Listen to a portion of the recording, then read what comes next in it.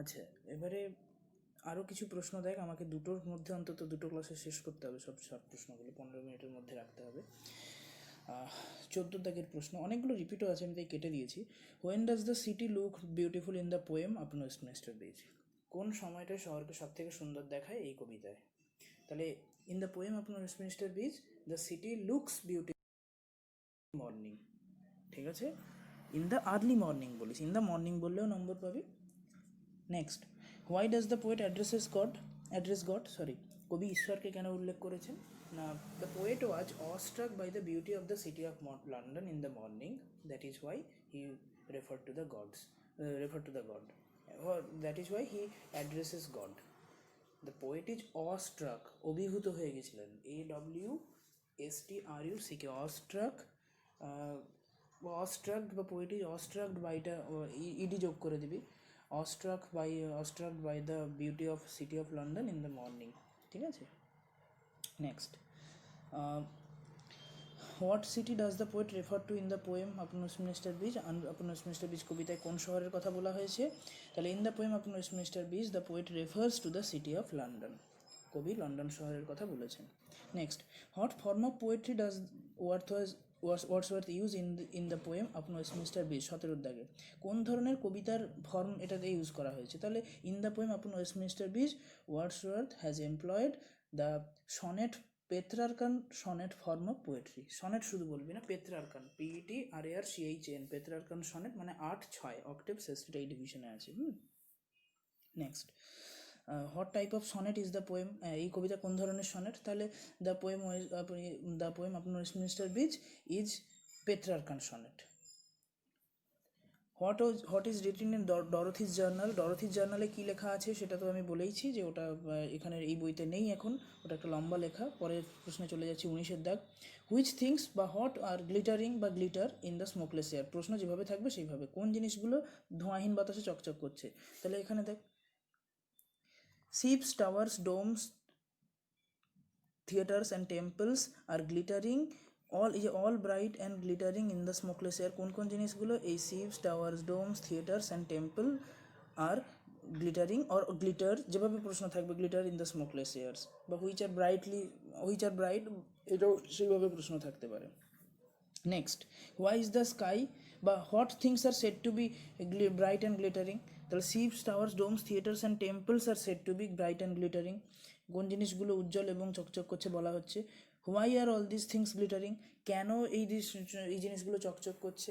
All this things are glittering because the air is smokeless, বাতাসটা ধোঁয়াহীন, তাই জন্য এগুলো চকচক করছে। দুটো কথা বলতে পারিস, এখানে স্মোকলেস হবে কারণ এইটা এর সাথে, শিপস থেকে তুই যদি একদম করিস, এই তিনটে লাইন একটাই। Next,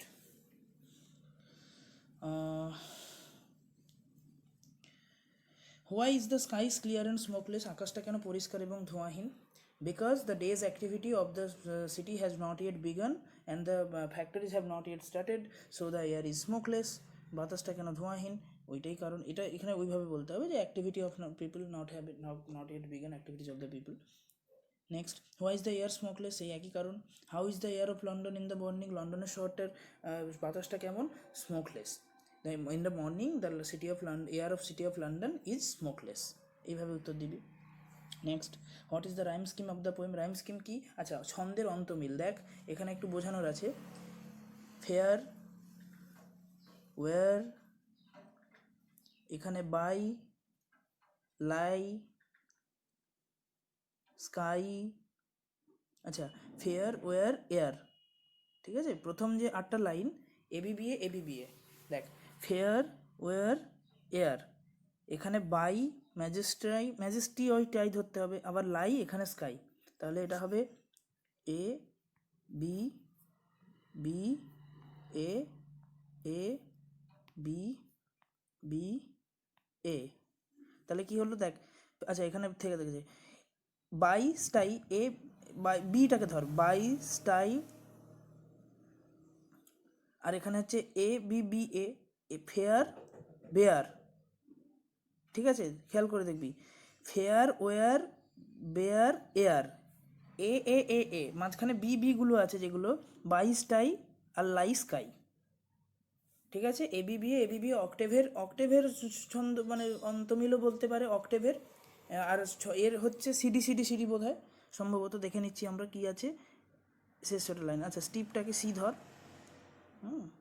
C steep deep CD, হ্যাঁ, হিল উইল স্টিল, এই যে হিল উইল স্টিল, তাহলে এবিবিএ সিডি বোঝা গেল। ছন্দের অন্তমিলটাকে বোঝানো হচ্ছে, যেটা দিয়ে ওটাকে এ বি একটা এ দিয়ে ডিনোট করা হচ্ছে। এবিবি এটা ফর্ম ফ্যাক্টর, ছন্দের অন্তমিলটা কার কার সাথে মিলছে। ঠিক আছে, চারটে যদি এ থাকে তাহলে ওই চারটে ধরন প্রত্যেকটার সাথে পরস্পরের সাথে এইভাবে মিলছে। কেমন, এখানে স্টিপ ডিপ অ্যাসলিপ সি, আর এখানে হিল উইল স্টিল ডি, তাহলে এবিবিএ এর ছন্দ, আর সেস্টেটের রাইম স্কিম হচ্ছে মানে ছন্দ মিলটা কেমন সিডি। নেক্সট, পুরোটা বললে একসাথে বলবি, যদি ভাগ করে বলো ভাগ করে বলবি। আচ্ছা, how does the river Thames flowing according to the city of according to the flow, how does the river glided অথবা how did the river flow, the river যদি past tense থাকে the river flowed in his own, কোথায় গেল, in his own sweet at his own sweet will, the river flowed at his own sweet। তাহলে আর যদি প্রেজেন্টের বলিস the river flows in the according to the poet, the river flows বা river glideth বা river glides at his own sweet will, তার নিজের মিষ্টি ইচ্ছেতে, নিজস্ব ইচ্ছেতে। এই next, from where does the poet see the London, কোথা থেকে কবি লন্ডন শহরটাকে দেখছেন। The poet sees the London city, the city of London from upon Westminster Bridge, বা ফ্রম দ্য ওখানে ও while standing on the Westminster Bridge, একদম সোজা ভাষায় ওয়েস্টমিনিস্টার ব্রিজের উপর দাঁড়িয়ে অন দ্য টেমস রিভার, বা standing upon the Westminster Bridge on the Thames river, বা শুধু ওয়েস্টমিনিস্টার ব্রিজের উপর দাঁড়িয়ে কবি লন্ডন শহরটাকে দেখছে। How does the city of London look like in the morning, 24 দাগে, লন্ডন শহরটাকে সকালবেলা কেমন দেখতে লাগে, silent and bare. City of morning কেমন, সাইলেন্ট অ্যান্ড বেয়ার, লন্ডন শহরটাকে সাইলেন্ট অ্যান্ড বেয়ার। এইখানে আছে দেখ, beauty of city of doth like a garment of beauty of the morning, silent and bare, এই যে সাইলেন্ট অ্যান্ড বেয়ার, নিস্তব্ধ এবং ফাঁকা। What has the nothing to show more fair, একদম প্রথম লাইনে চলে আয়, কার আর কিছু এর চেয়ে সুন্দর দেখানোর কিছু নেই, আর্থ has nothing to show more fair, বোঝা গেল ফার্স্ট লাইন। এর থেকে সুন্দরের কার এর থেকে সুন্দরের কিছু দেখানোর নেই পৃথিবীর। নেক্সট,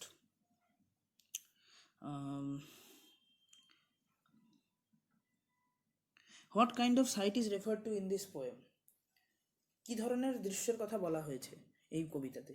তাহলে a sight so touching in its majesty, একটা দৃশ্য যেটা তার মহিমায় এতটাই মর্মস্পর্শী।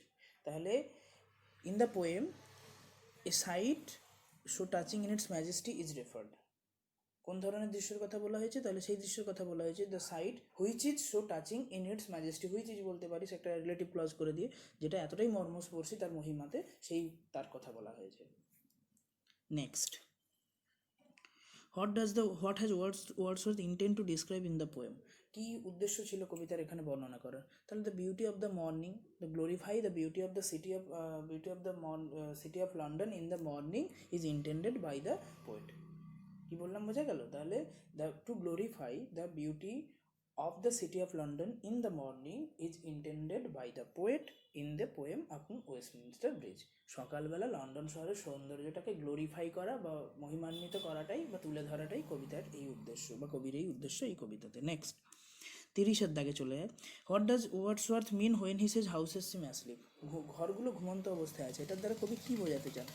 Houses seem asleep, very houses seem asleep, কবি এটার দ্বারা বোঝাতে houses seem asleep refers to that the city of London has not yet begun, the people of the activities of the people residing in those houses have not yet begun their daily activities, ঠিক আছে, মানুষগুলো যারা ওই বাড়িগুলোতে থাকে residing in those houses have not yet begun their activities, daily activities, so the houses seem asleep and there is no noise in the city, and so there is no noise in the city, hustle bustle in the city, কোনো শব্দ নেই, তাই জন্যে তার কবির এই ঘরগুলোকে ঘুমন্ত মনে হয়েছে। Next, what state of the city of London is marked by Wordsworth through the word silent, bare, smokeless air, আচ্ছা, এই নিস্তব্ধ, এই যে সাইলেন্ট, বেয়ার, স্মোকলেস এয়ার, এগুলো দ্বারা কী বোঝানো হয়েছে, নিস্তব্ধ, ফাঁকা, ধোঁয়াহীন বাতাস, এটার দ্বারা বোঝানো হয়েছে the stillness of the city, stillness বলতে পারিস, বা activitiness of the inactivity of the city, the stillness of the city, the inactivity of the city, বা the quietness of the city is refer to বা নিস্তব্ধতাকে refer করা হয়েছে এই টার্মগুলো দিয়ে। The poet has refer to the poet marked by the hot state of the city, the inactivity, the quietness and the stillness of the city of London is marked by Wordsworth through the words এই শব্দগুলো দিয়ে যেভাবে প্রশ্ন আছে। বা what makes the beauty of London a bare one, কোন জিনিসটা লন্ডনের শহরকে একটা ফাঁকা, and the quietness and the noiselessness and the inactivity are the things that make the beauty of London a bare one. এটা বেয়ার কেন, ফাঁকা কেন, কোনো স্ট্রিট রাস্তায় কোনো লোক নেই, যে যায় ওই ওই একই কথা। তারপরে how has Wordsworth personified the busy life of London, কী করে লন্ডনকে পার্সনিফাই করেছে busy life of London. Mighty heart is lying still, last লাইনে যাবি, পার্সনিফাই এখানে করেছে, এই বড় হৃদয় হচ্ছে চুপ করে শুয়ে আছে। এখানে মানুষের একটা হৃদয় থাকে তো, তাহলে মাইটি হার্ট কি একটা লন্ডন, একটা শহর। তাহলে personified, the poet has personified the activities of London ironically, ironically দরকার নেই, বাই দ্য টার্ম বা by the phrase mighty heart. Mighty heart মানে কি, কারণ London, because London is the economic capital of Britain and all sorts of activities goes on all day in London every time. So those activities are stopped, or the activities are not yet started, because it is the just the morning is breaking out, and that is why thus he has personified. এটা মাইটি heart এখানে personify কীভাবে করেছে London শহরকে, যদি এমনি প্রশ্ন করে, দাঁড়া এক মিনিট, প্রশ্নটা এখানে কী ছিল বলতো, ডাজ দ্য পোয়েট, আচ্ছা, how has Wordsworth personified the busy life of London. Busy life, London শহরকে যদি কীভাবে পার্সনিফাই করেছে, তাহলে সেটা বলতে গেলে তোকে প্রথমে বলতে হবে যে একটা পোশাকের মতো হচ্ছে সৌন্দর্যটাকে সে পড়েছে, যেভাবে একটা মানুষ পরে। তাহলে like a man the city of London wears the beauty of the morning like a garment, এটা এক ধরনের ব্যক্তিত্ব আরোপ করা। দ্বিতীয় যে mighty heart, and the last line, the poet also refers to, gives in the city a heart, and that refers to the city of London as a mighty heart. Why it is the mighty? Because it is the capital of Great Britain, and it is the center of all the economic, political, social activities, but economic activities, and it is the সেই ওইভাবেই বলে দিবি। So Das এটা হয়েছে। Next, what feature of romantic poetry do we see in আপন Westminster bridge, romantic কবিতার কোন দিকটি আমরা এই কবিতাতে পেতে পারি। এখানে এটার উত্তর এভাবে দিতে হবে যে সিটিস্কেপকে প্রকৃতির একটা অংশ হিসেবে দেখা, যে টু আইডেন্টিফাই বা দ্য সিটিস্কেপ, বা to consider the beauty of the cityscape, বা to consider the cityscape of London as the natural part, একটা স্বাভাবিক extension of nature, is an extension of nature, or it is not devoid of nature, or it is not a separate entity of nature, rather it is a unified whole or integrated part of nature itself, like valley, rock, hill or grass fields, anything.